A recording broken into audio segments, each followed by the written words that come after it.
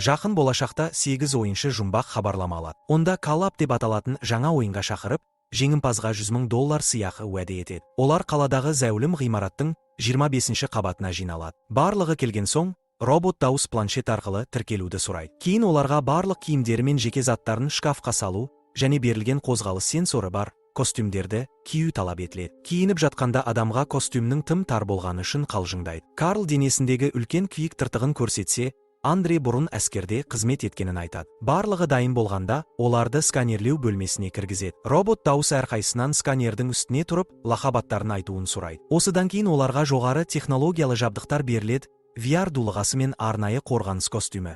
Бұл толық виртуалды шындыққа енуге мүмкіндік береді. Адам бұл технология тек байларға ғана қол жетімді деп ойлаған еді. Барлығы тез жабдықталса да, босниялық мұсылман Закит террорист деген лақап атын қалжыңдап қойғанын енді ғана түсінеді. Бірақ ойын костюмінде бұл атау анық көрініп тұр. Ол ойыннан бас тартқысы келеді, бірақ есіктің құлыптаулы екенін байқайды. Көмек сұрағанымен ешкім келмейді. Басқалары оны бұл тек ойын деп сендіріп, ақыры Закит ойынды жалғастыруға келіседі. Робот дауыс жаттығу кезеңінің басталғанын хабарлайды. Ойыншылар дулығаларын жауып, симуляция басталады. Бөлме бірден апокалиптикалық соғыс алаңына айналады. Киімдері әскери формаға өзгеріп, денелеріндегі татуировкалар жоғалады. Бәрі шынайы сезілгенімен, заттарды ұстағанда қолдары олардың ішінен өтіп кетеді. Осы сәтте сержант пайда болып, ойыншыларға жаңа сарбаздардай бұйрықтар бере бастайды. Оны ұстауға тырысқан кезде, қолдары ауаны ғана сипайды. Бұл өте шынайы NPS екені белгілі болады. Сержант оларды қару-жарақ бөлмесіне апарады. Шынайы өмірде бұл қарулар тек муляждар, бірақ ойын ішінде олар шынайы жұмыс істейді. Сержант бөтелкелерге атып жаттығуға бұйырады, ал ойыншылар қарудың қайтарым күші шынайыда екенін байқап таңқалады. Біраз уақыт өткен соң, сержант екі ойыншыны атып түсіреді. Олар бронежилеттен айырылады, бірақ бұл тек оқу-жаттығу болғандықтан, жилеттері қайта беріледі. Сержант сындыреді, бір рет жаралансаң, жилетің жойылады, ал келесі жарақат өте қауіпті болады. Әр ойыншыда тек бір рет қолдануға болатын емдеу инъекциясы бар. Басты тапсырма террористер басып алған ғимараттан тірі шығу. Кім жетістікке жетсе, сол үшін өмірде ақшалай сыйақы алады. Сержант жоғалып кеткен соң, Андре әскери тәжірибесіне сүйеніп, топты басқаруды ұсынады. Ол қарсыластарды білдіртпей жою әдістерін үйретеді. Бірінші жау дәлізде пайда болып, оқ жаудырады. Топтың көпшілігі тығылып үлгереді, бірақ Андре жылдам әрекет етіп, оны өлтіреді. Робот дауыс 25-ші деңгей аяқталғанын хабарлайды, ал барлық ұпай Андреге жазылады. Ойыншылар баспалдақпен төмен түспек болады, бірақ аяқ астынан электрлік қорғаныс жүйесі іске қосылады. Тапсырманы орындамай, ғимараттан шығу мүмкін емес. 24-ші деңгейде жетілген қарулар табылады, ал Андре топқа оларды қалай қолдану керектігін үйретеді. Негізгі бөлмеге кіргенде,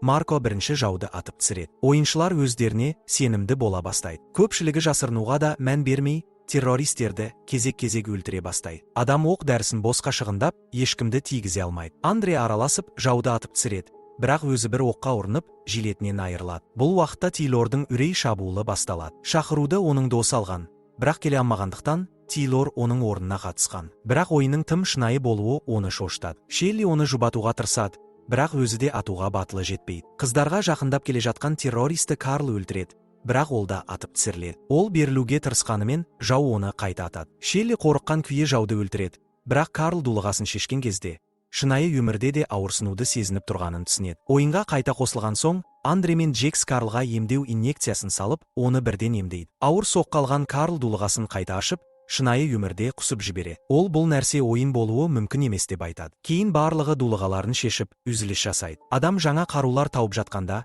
Карл ойын барысында нағыз ауырсынуды сезінгенін айтады.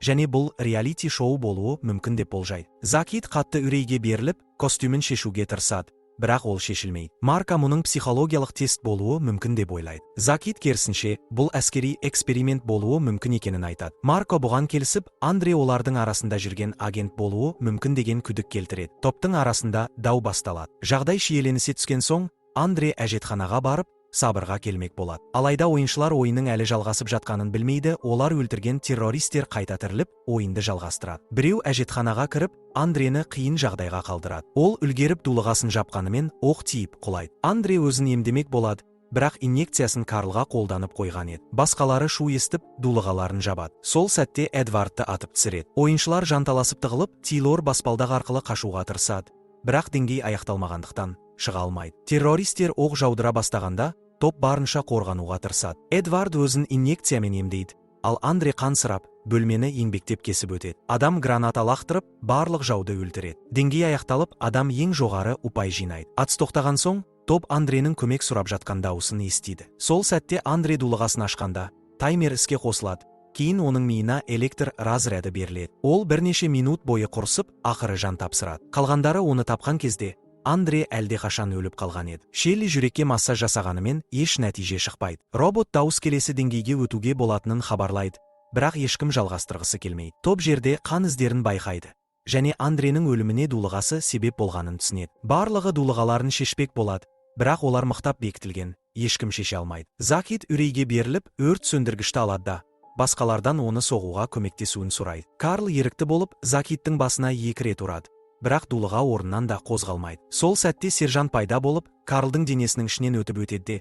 Закитті бірнеше рет теуіп, ойын ережесін бұзғаны үшін жазалайды. Сержант егер ойынға қатысудан бас тартса, оларды ауыр жаза күтіп тұрғанын ескертеді. Топтың басқа амалы қалмайды, олар ойынды жалғастыруға мәжбүр болады. Келесі деңгейлерде топ қиындықсыз алға жылжиды, бірақ әр қабатта жаңа қаруларды қолдануды үйреніп, жаңа ойын механикаларына бейімделуге тура келеді. Газ ағып жатқан бөлмеде олар от қаруын пайдалана алмайды. Сондықтан қолма-қол төбелес жүргізуге мәжбүр болады. Қарсыластарды бетпе-бет өлтіру Тейлордың үрейін одан сайын күшейтеді. Шелли оған көмектесуге уәде беріп, бұл жерден оны шығарып алатынын айтады. Төмен түскен сайын, топтың көпшілігі бронежилеттерін жоғалтады. Қауіпті атыс кезінде Карл мен адам атылып түседі. Сондықтан Шелли мен Марко оларға инъекция салып емдейді. Бірнеше сағаттан кейін топ кішігірім үзіліс жасайды және шынайы өмірде түн болғанын байқайды. Ойыннан шаршаған олар түрлі заттарды қолданып, терезелерді сындырып шығуға тырысады. Закит арба қолданып, шыныны жарып жібере. Сол сәтте сержант қайта пайда болып, Закитті қатыгездікпен ұра бастайды. Закит баспалдақ арқылы қашпақ болады,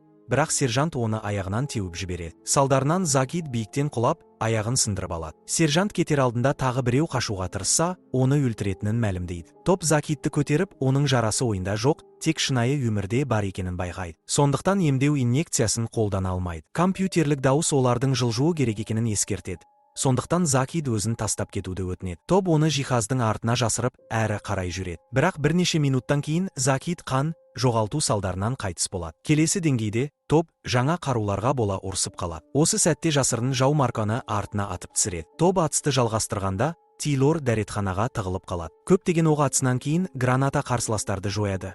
Ал Шелли Марконы емдейді. Топ Тейлордың жоқ екенін байқап, оны іздеуге шығады. Дәретхана ішінде бір террорист келіп, кабиналарды бір-бірден тексере бастайды. Шелли мұны естіген соң, есікті теуіп ашып, жауды бірінші болып пышақтап тастайды. Деңгей аяқталып, Эдвард ең жоғары ұпай алады. Нәтижесінде ол бірінші орынға шығады. Демалып отырған кезде, топ барлығының отбасылары жоқ екенін түсінеді. Осылайша олар мұқият таңдалған, себебі ешкім оларды іздемейді. Бұл компанияға ойыншыларды өлтіріп, жауапкершіліктен құтылуға мүмкіндік береді. Келесі деңгейде сержант бір тұтқынды ұрып жатқан жерінен табады. Ол жертөледе бомба бар екенін және егер оны тоқтатпаса, барлығы қаза табатынын айтады. Бомбаны деактивациялаудың жалғыз жолы кодты тұтқыннан алу. Тұтқын электр тізбегіне қосылған. Сондықтан Эдвард еш ойланбастан оны азаптай бастайды. Тұтқын қанша жалынса да, Эдвард мейірім көрсетпейді. Ақыры террорист бір сөз айтады. Ал адам оны компьютерге енгізеді. Алайда бұл бомбаны іске қосып жібереді. Оны қолмен тоқтатуға 30 минут қалады. Сержант кетіп қалады,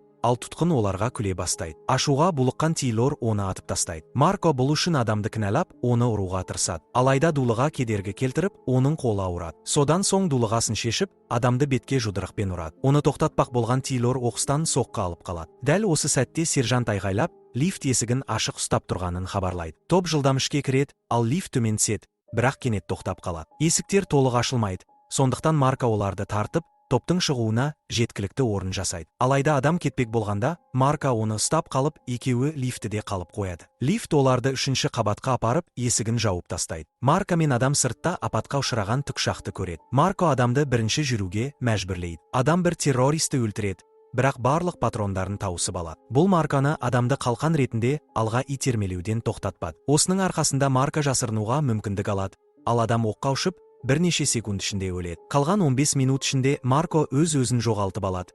Бірақ дауыс келесі деңгейдің аяқталғанын хабарлаған кезде ол кідірместен қозғала. Осы кезде 4-ші қабатта қалған топ қару жарақ тауып, аймақты зерттей бастайды. Кенет лаңкес түтін гранатасын лақтырады. бұл Карлды кейін шегінуге мәжбүрлейді, оның үрейлі ұстамасы бастала. Шелли оны тыныштандыру үшін жүгіріп келеді. Карл оған өзінің тыртығы шыққан өрт кезінде сүйіктісінен айырылғанын айтып береді. Ол оны құтқара алмағанына өзін кінәлайды. Сондықтан түтін оған ауыр естеліктерді қайтарады. Шеллидің бірнеше сөзінен кейін ол өзін жинап, алға жылжуға келіседі. Команда деңгейлерден өте отырып, бірінші қабатқа оқ дәрісіз жетеді. Қалғандары лаңкестермен атысып жатқанда, Тейлор айналаны зерттеп емдейтін сары су табады. Кенеттен Марка оның артынан келеді, сары суды беруін талап етеді. Тейлор бас тартқан кезде, Марка оны атып тастайды. Карл Тейлорды іздеп келіп, оны өлтіргенін түсінбеген Марко өзін қорғағансып, алдаусыратады. Карл Тейлордың денесін тауып, дүрбелеңге түседі. Сол сәтте Тейлор өз қанымен қабырғаға Марконың лақап атын жазып үлгереді. Қатты ашуланған Карл шлемін шешіп, Маркоға шынайы өмірде